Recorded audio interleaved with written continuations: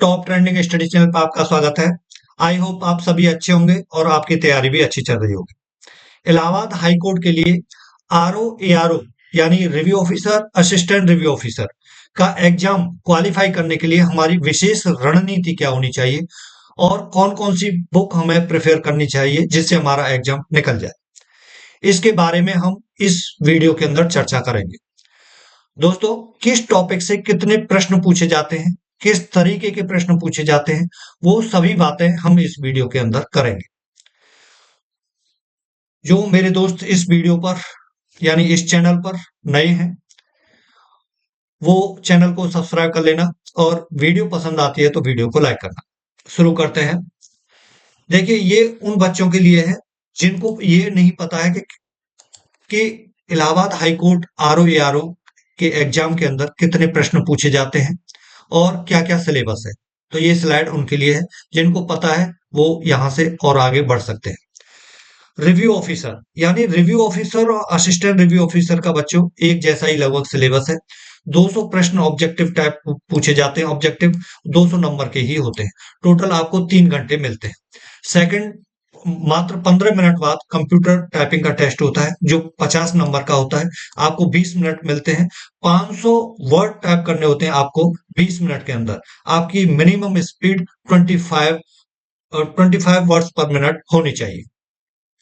बात की जाए सिलेबस की, सिलेबस ये कंप्लीट है। जनरल साइंस है, हिस्ट्री ऑफ इंडिया है, इंडियन नेशनल मूवमेंट है। तो आप ये कंप्लीट पढ़ लेना। मैं पढ़ूंगा, वैसे ही समय आपका भी खराब होगा, मेरा भी खराब होगा। आप पॉज करके वीडियो को पढ़ सकते हैं।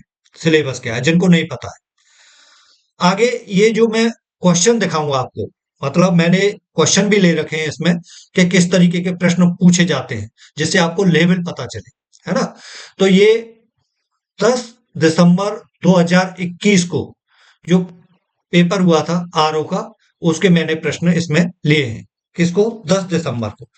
10 दिसंबर 2021 सेकंड शिफ्ट का ये पेपर है। इसके कुछ प्रश्न हैं, मैंने पूरे कंप्लीट प्रश्न नहीं लिए हैं, केवल ये दिखाने के लिए कि लेवल कैसा रहता है। ठीक है।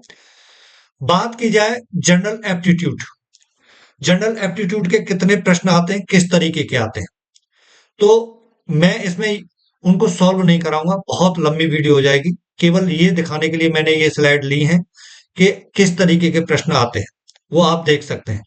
तो जनरल एप्टीट्यूड में किसी किसी शिफ्ट में मैथ के क्वेश्चन भी आए थे। इसमें हालांकि इस शिफ्ट में टोटल रीजनिंग के प्रश्न ही थे।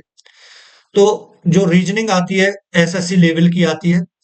ठीक है, मैं ये भी बताता चलूंगा आपको आपके लिए कौन सी बुक ठीक रहेगी।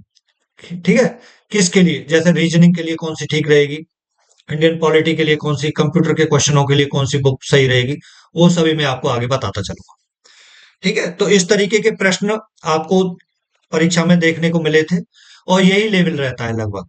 ठीक है, जनरल एप्टीट्यूड का। लेकिन किसी किसी शिफ्ट में जैसे परसेंटेज, नॉर्मल प्रश्न परसेंटेज के कुछ प्रश्न डाल दिए गए थे, एक दो, है ना, और टाइम एंड डिस्टेंस से एक दो प्रश्न डाल दिया गया था। उस तरीके के प्रश्न भी पूछ लिए गए थे। तो टोटल इसके जो प्रश्न पूछे गए थे वो पूछे गए थे 25, कितने, 25 प्रश्न पूछे गए थे टोटल जनरल एप्टीट्यूड से। और जो ये जो लास्ट क्वेश्चन मैंने दिखा रखा है, इसके लगभग 3 प्रश्न थे। लगभग क्या, इस शिफ्ट में तो 3 प्रश्न पूछे गए थे, 3 प्रश्न यही। ठीक है, इसी तरीके के प्रश्न थे। 3 प्रश्न पूछे गए थे। टोटल 25 प्रश्न जनरल एप्टीट्यूड से आए थे। इसके लिए हम बुक की बात करें तो किरण एसएससी की जो रीजनिंग की प्रैक्टिस है, प्रैक्टिस करने के लिए किरण की सबसे बेस्ट बुक है। बाकी आप रीजनिंग जिनसे पढ़ते हैं, जिन आपके समझ में जिनकी रीजनिंग आ रही है, आप उनसे पढ़ सकते हैं। एक बार टॉपिक कंप्लीट कीजिए, पूरा एक बार देख लो, उसके बाद प्रैक्टिस सेट लगाइए जितने आप लगा सकते हैं। तो प्रैक्टिस करने के लिए सबसे बेस्ट बुक है। ठीक है, जितना अपना अपने हाथ से प्रैक्टिस करेंगे उतना ही परीक्षा में आपको मार्क्स अच्छे देखने को मिलेंगे। बात की जाए कंप्यूटर के प्रश्नों की, तो ये आपका स्टैंडर्ड रहता है कंप्यूटर के प्रश्नों का। और जनरल एप्टीट्यूड और कंप्यूटर के प्रश्नों का सबसे ज्यादा वेटेज है इस परीक्षा के अंदर। तो इस तरीके के कुछ प्रश्न मैंने केवल ये दिखाने के लिए लिए हैं। आप ये मत समझना कि नॉर्मल प्रश्न ले लिए हैं, हार्ड प्रश्न नहीं लिए हैं। लगभग यही लेवल है। एक आध प्रश्न कोई हार्ड आ जाए वो एक अलग बात है ना। तो टोटल 22 क्वेश्चन आए थे कंप्यूटर से टोटल 22 क्वेश्चन आए थे।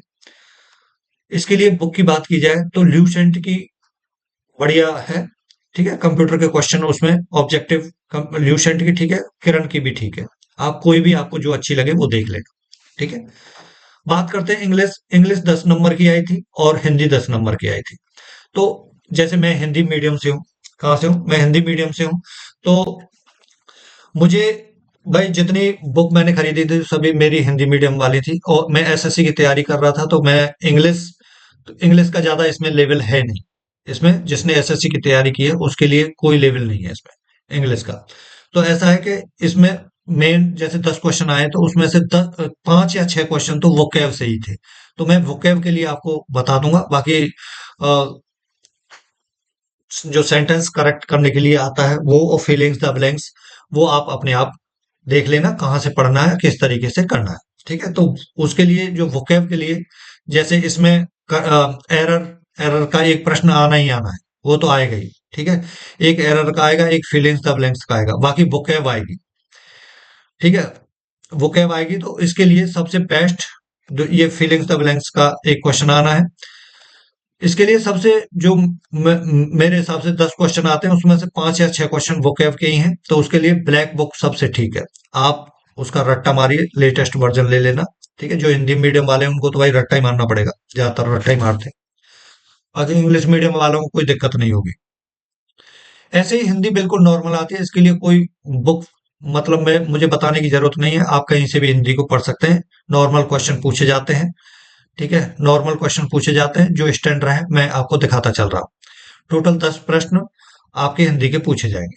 बात की जाए पॉलिटी, पॉलिटी भी मतलब यदि आपने प्रीवियस ईयर एसएससी भी कंप्लीट लगा लिया ना, प्रीवियस ईयर एसएससी भी लगा लिया, बाकी मैं आगे आगे बताऊंगा आपको कौन सी बुक आपके लिए ठीक रहेगी, है ना। तो जैसे प्रीवियस ईयर एसएससी जिसने करा रखा है यूट्यूब पर भी, या कोई ऑब्जेक्टिव, ज्यादा से ज्यादा आपको ऑब्जेक्टिव क्वेश्चन लगाने हैं, है ना। एनटीपीसी के जैसे रेलवे के अंदर जो प्रश्न पूछे गए थे वो मिलाकर प्रीवियस ईयर जो कॉम्पिटेटिव एग्जाम में आते हैं, आप वो भी ऑब्जेक्टिव लगाओगे, आपको बहुत फायदा मिलेगा। पॉलिटी के टोटल 18 प्रश्न बने थे। लास्ट में मैंने एक स्लाइड ऐसी भी ली है जिसमें अलग अलग बताया गया है किस टॉपिक से कितने प्रश्न पूछे गए थे। टोटल 200 प्रश्नों का उसमें कंप्लीट दे रखा है। इसमें देखो मैंने ये प्रश्न इसलिए लिए थे, पॉलिटी के अंदर 3-4 प्रश्न स्टैटिक जीके के भी इन्होंने डाल दिए थे, यानी लगभग 15 क्वेश्चन पॉलिटी के थे, लेकिन उस पार्ट्स के अंदर स्टैटिक जीके के भी प्रश्न इन्होंने डाल दिए थे, ठीक है। तो ऐसा हो जाता है, जैसे जिन्होंने यूपीएसआई का एग्जाम दिया होगा, वो भी एनटीए ने कराया था, तो उसमें भी ऐसा कर दिया गया था कि रीजनिंग के अंदर, रीजनिंग आई थी उसमें जीके के प्रश्न, स्टैटिक जीके के प्रश्न उन्होंने डाल दिए थे। तो ऐसा जीएस, जीएस के नॉर्मल जीएस आती है, ठीक है। जनरल साइंस के प्रश्न पूछे जाते हैं जो नॉर्मल नॉर्मल आते हैं। तो उसके लिए कौन सी बुक है मैं लास्ट में पूरी बुक बता दूंगा एक साथ, ठीक है। इसमें तो इसके प्रश्न टोटल 17 प्रश्न बने थे जनरल साइंस के। ऐसे ही हिस्ट्री, हिस्ट्री हिस्ट्री और इंडियन नेशनल मूवमेंट, इसके टोटल मिलाकर के उसके भी मैंने अलग ले रखा है। उसके प्रश्न है जो इसके 14 प्रश्न बने थे, और इंडियन नेशनल मूवमेंट के भी 14 प्रश्न बने थे, ठीक है। तो ये बहुत इंपॉर्टेंट हो जाता है इंडियन नेशनल मूवमेंट। आप इसको मतलब 28 क्वेश्चन आते हैं, देख लो लगभग भाई, वो भी इंडियन नेशनल मूवमेंट और हिस्ट्री दोनों को मिला के 28 क्वेश्चन आते हैं, 28 नंबर के। तो आप इस पर ज्यादा ध्यान देने की आपको जरूरत है, ठीक है।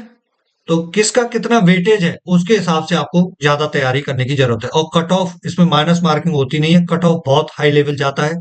इसीलिए अपनी तैयारी एक आला दर्जे की करें, है ना। ये नहीं आपने कर लिया, क्वेश्चन भी आता है और गलत करके आगे, उसमें ऐसे नहीं होना चाहिए। इतनी प्रैक्टिस कर लो कि गलत हो ना प्रश्न, ठीक है, ठीक है। कई कई बार ऑब्जेक्टिव क्वेश्चन लगाइए। ये जैसे इंडियन एग्रीकल्चर से जो क्वेश्चन बने थे, ये भी 14 क्वेश्चन ही बने थे। इसमें पॉपुलेशन, इकोलॉजी, इस वाले उसमें टॉपिक में एक कंप्लीट इससे भी 14 क्वेश्चन ही बने थे, ठीक है। ज्योग्राफी से 14 क्वेश्चन थे दोस्तों, ठीक है। नॉर्मल क्वेश्चन पूछे जाते हैं, ज्यादा कोई ज्यादा हार्ड प्रश्न नहीं पूछे जाते हैं। जैसे सचिवालय आरओ का जो प्री का एग्जाम होता है उसमें काफी डीपली क्वेश्चन पूछ लिए जाते हैं, घुमा फिरा करके वहां घूम जाता है बच्चा, है ना। तो उससे स्टैंडर्ड थोड़ा सा कम है यहाँ। करंट अफेयर्स के लगभग 14 प्रश्न है। इसमें स्टैटिक जीके के भी प्रश्न इन्होंने डाल दिए थे। लगभग 11 प्रश्न आए थे करंट के। तो यूपी स्पेशल के प्रश्न हैं जो, वो भी 14 ही प्रश्न आपसे पूछे गए थे उसमें, 10 दिसंबर वाले पेपर में 2021 में।